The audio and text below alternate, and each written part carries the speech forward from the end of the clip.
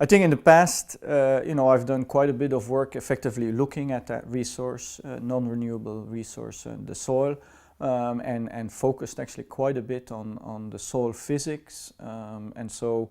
as we are having different management practices, how does that affect the soil structure, and so how does that then affect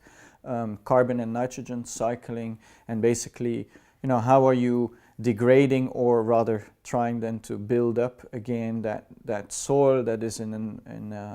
a nice equilibrium and has a decent structure that can keep on going in the long term.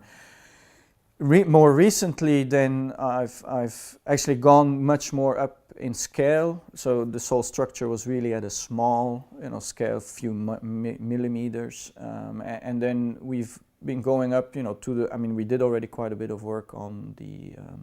ecosystem scale, but now we're starting to do also more at the landscape scale, the regional scale, and then effectively, going over to the whole food system and really not talking only about production, but also, how do we process the food, how do we market it, how is it consumed, what are the consumers demanding, and what influence does that have then on our biological response. And so really looking at that whole food system and how the different food value chains are interacting, and determining how that whole food system is functioning, and how can we build a resilience actually in that system so that it can keep functioning in the long term.